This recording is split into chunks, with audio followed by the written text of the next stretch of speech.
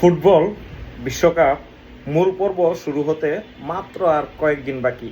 এর আগেই প্রত্যেকটা দলের কিন্তু আপনার প্রস্তুতি ম্যাচ হবে। আর্জেন্টিনারও তেমন প্রস্তুতি ম্যাচ আছে দুইটা, একটা হচ্ছে হন্ডুরাসের সাথে আর একটা হচ্ছে আইসল্যান্ডের সাথে। তো কত তারিখ হবে ম্যাচটা? হন্ডুরাসের সাথে 6 তারিখ, 6 জুন 2026। কিন্তু বাংলাদেশ সময় পড়বে 7 জুন সকাল 7টায়। সেম আপনার 9 জুন কিন্তু বাংলাদেশ সময় 10 জুন সকাল 6:30টায়।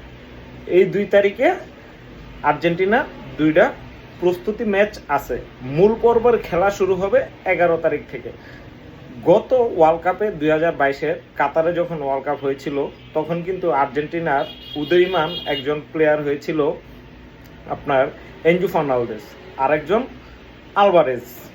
আলভারেজ কিন্তু মানে গোলের জন্য নতুন প্লেয়ার হিসেবে সে 4টা গোল করেছিল গত ম্যাচে। কিন্তু এবারও তেমন দুইজন প্লেয়ারের নাম বলতে যাচ্ছি, যারা কিনা নতুন হিসেবে আর্জেন্টিনার দলের গেম চেঞ্জ করে দিতে পারবে যে কোনো সময়।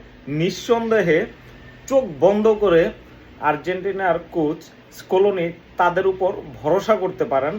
একজন হচ্ছে ভালেন্তি ভার্কো, যে কিনা ডিফেন্স থেকে শুরু করে মিডফিল্ড থেকে শুরু করে আপনার বাম সাইড দিয়ে আপনার কোনাকুনি অ্যাটাক করে গোল করার সক্ষমতা রাখে ভ্যালেন্তিনি ভার্কো। সে ডিমারিয়ার পরিবর্তে, ডিমারিয়া যেমন বাম সাইড থেকে কোনাকুনি ডিবক্সের ভিতরে ঢুকতে ভালোবাসতো, ভ্যালেন্তি ভার্কো তেমনই একজন প্লেয়ার যে কিনা বাম সাইড দিয়ে কোনাকুনিভাবে ডিবক্সের ভিতরে এসে কারিশমা দেখাতে ভালোবাসে।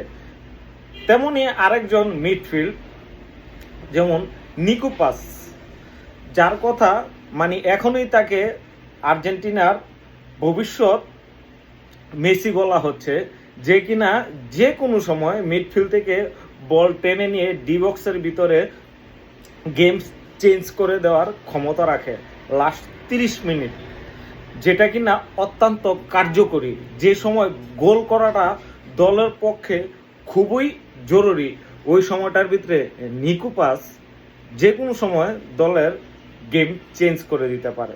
আর এই বছর এই দুইজনকেই আর্জেন্টিনার সেরা উদীয়মান প্লেয়ার ভাবা যাচ্ছে, এবং এই 2026-এর ওয়ার্ল্ড কাপে তাদের সবচেয়ে বড় জুটি হতে পারে।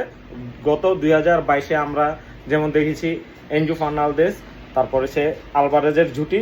এই বছর হয়তো বা ভ্যালেন্তি ভার্কো আর নিকোপাস, এই দুইজনের জুটি আমরা দেখতে পারবো।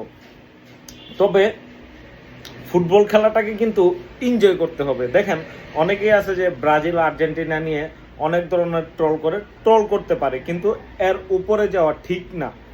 কারণ আমরা কয়দিন দেখবো? আমরা খেলাটা হয়তো বা 1 মাস উপভোগ করব, এরপর কিন্তু আমরা প্রত্যেক দিনে একজন আরেকজনের সাথে কথা বলবো, একজনের চেহারা দেখবো। তো এই জায়গার ভিতরে খেলা উপভোগ করব, কিন্তু কোনো ধরনের মারামারি ধরাধরি করব না।